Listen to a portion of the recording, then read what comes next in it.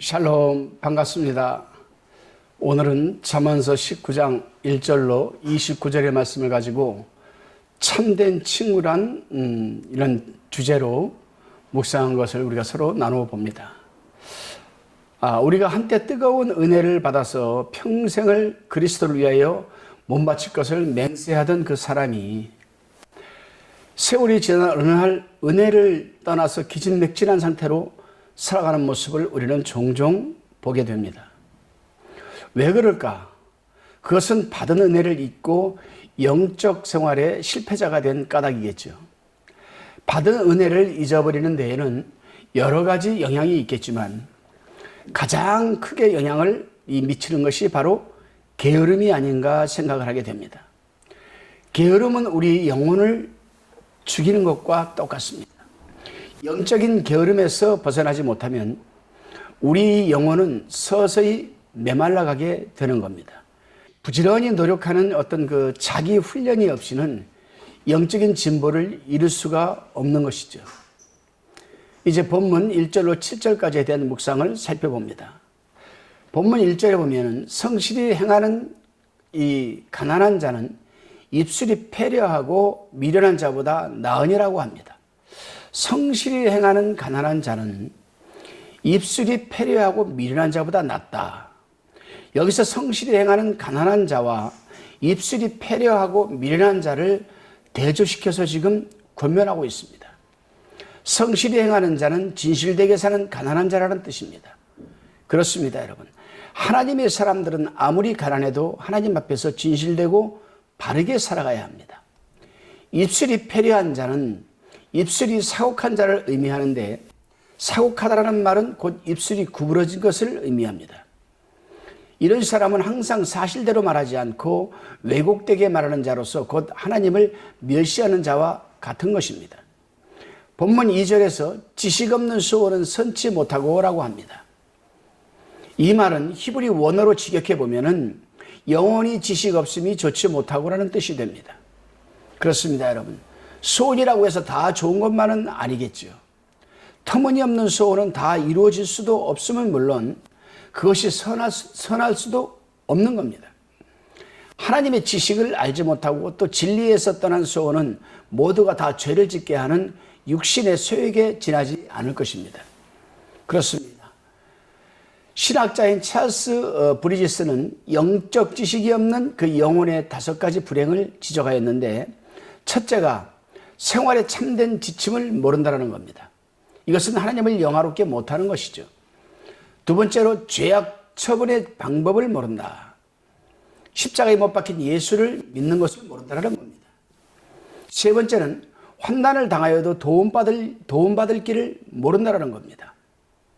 이거는 하나님께 간구하는 것을 말하는 거죠. 간구하지 못하는 것. 네 번째가 책임 실행의 힘이 무엇인지 모른다는 겁니다. 이건 성령의 능력을 모른다는 거죠. 마지막으로 참된 소망을 모르기 때문이라고 이 찰스 브리니스는 그렇게 영적 지식이 없는 영혼의 5가지 불행을 지적하고 있습니다. 본문 4절에서는 재물은 많은 친구를 더하게 하지만 가난한 즉 친구가 끊어지느니라 이렇게 얘기를 합니다. 부하고 풍성한 재물이 있을 때에는 많은 친구가 몰려와도 따르기는 하지만 그 많은 재산이 다 날아가고 가난하게 되면 친구들도 다 물러가고 그 형제들에게까지 미움을 받게 된다라고 본문 7절에서 말하고 있습니다. 그렇죠, 여러분. 모든 사람에게 귀찮은 존재로까지 인식이 되어버리는 겁니다. 그렇습니다. 참된 친구라는 것은 재물이 있거나 없거나 상관이 없이 함께 할 수 있는 사람이 되어야 되지 않겠습니까? 그런데 과연 세상에 그런 친구가 있을까 한번 생각해 보시기 바랍니다. 아마도 없지 않나 생각을 하게 됩니다. 있다면 오직 예수 그리스도 그분만이 우리의 진정한 친구가 아닌가 생각을 해봅니다. 본문 8절로 11절을 살펴보면 본문을 먼저 읽어보겠습니다. 8절에 지혜를 얻는 자는 자기 영혼을 사랑하고 명철을 지키는 자는 복을 얻느니라. 9절에 거짓증인은 벌을 면치 못할 것이요 거짓말을 내는 자는 망할 것이니라. 10절에 미련한 자가 사치하는 것이 적당치 못하거든 하물며 종이 방백을 다스리랴. 11절에 노하기를 더디하는 것이 사람의 슬기요 허물을 용서하는 것이 자기의 영광이니라. 아멘. 이렇게 기록하고 있습니다. 본문 8절에서 지혜를 얻는 자는 자기 영혼을 사랑하고 명철을 지키는 자는 복을 얻느니라고 했습니다. 지혜는 곧 예수라고 이미 말씀을 드렸습니다. 예수를 얻는 자는 자기 영혼을 사랑하는 자들입니다. 사람들은 자기 육신만 중요하게 생각하지 영혼을 그다지 중요하게 생각하지 않는 것 같습니다. 실은 육신보다 영혼이 더 중요한데도 말입니다. 그렇습니다. 인생의 육신은 강건해야 고작 70, 80입니다. 70년, 80년. 여기서 더 살아야 10년, 20년이지 않겠습니까? 그러나 그 후에는 어떻게 됩니까? 우리의 영혼 문제가 남아있는 것입니다. 우리 영혼은 7, 80년이 아니라 영원한 것입니다. 여러분 유튜브를 많이 보시겠지만 유튜브에 들어가 보면은 죽었다가 기적적으로 살아난 사람들이 겪었던 그 간증을 한번 들어보시기 바랍니다. 이것을 우리는 영생이라고 합니다. 지혜, 곧 예수를 얻는 사람은 천국에서 영생, 즉 영원한 삶을 살게 되겠지만 예수를 얻지 못한 사람은 영원토록 이 어두운 지옥에서 고통을 받으며 살 수밖에 없는 것입니다. 다시금 본문 12절로 14절을 살펴봅니다. 12절에 왕의 노함은 사자의 부르짖음 같고 그의 은택은 풀 위의 이슬 같으니라. 13절에 미련한 아들은 그 아비의 재앙이요 다투는 아내는 이어 떨어지는 물방울이니라. 14절에 집과 재물은 조상에게 상속하거니와 슬기로운 아내는 여호와께로서 말미암느니라. 이렇게 말하고 있습니다. 여기서는 인간의 행복과 불행의 요인과 방법까지도 말해주고 있는데 인간이 행복하려면 왕을 잘 만나야 하고 또 아들을 잘 두어야 하며 아내를 잘 만나야 한다는 겁니다. 그렇습니다, 여러분. 믿는 한 가정에 있어서 미련한 아들과 다투는 아내와 함께 산다면 그것만큼 고통스러운 삶은 아마도 없을 것입니다. 13절에 미련한 아들은 그 아비의 재앙이라고까지 하였습니다.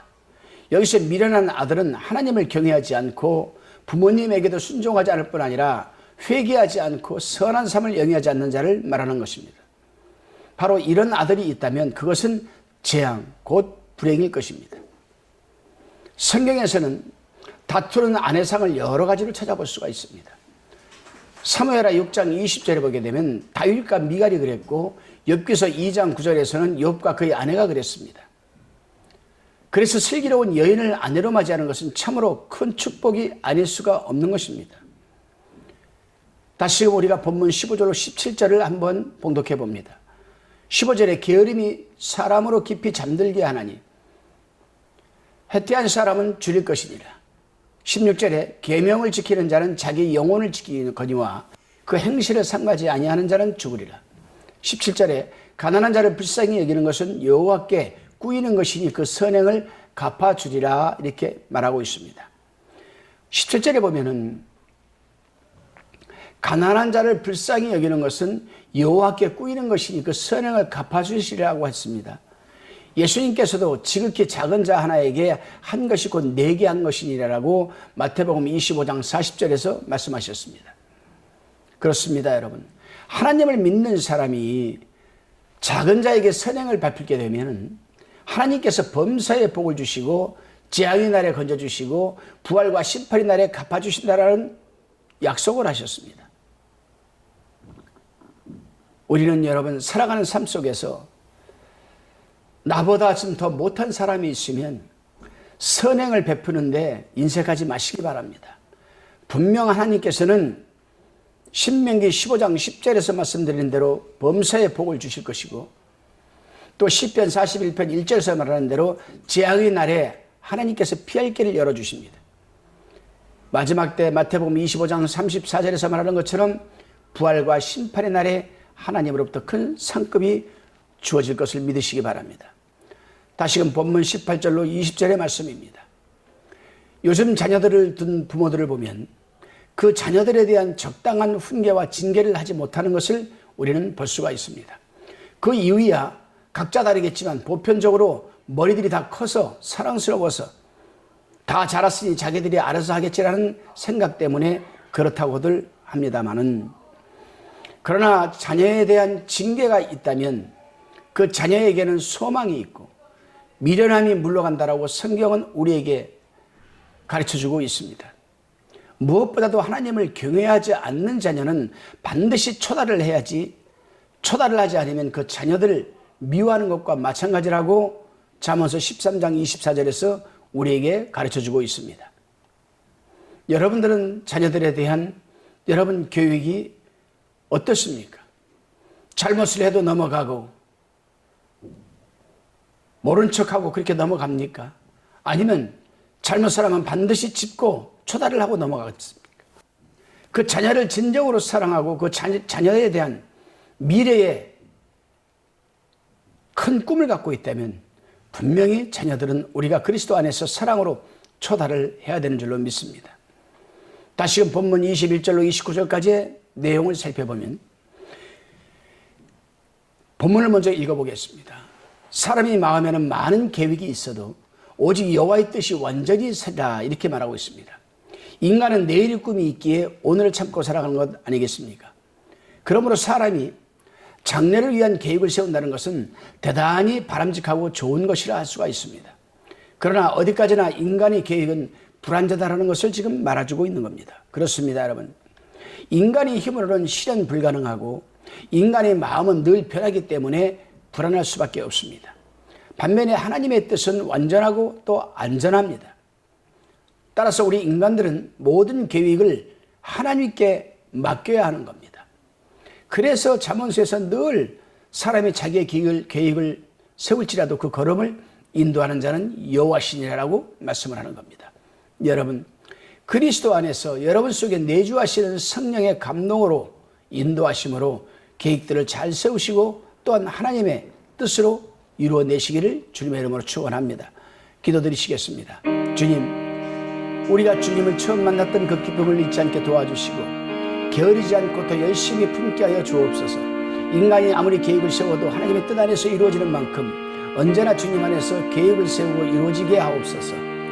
감사드리옵고 믿사오며 예수님의 이름으로 기도드리옵나이다. 아멘.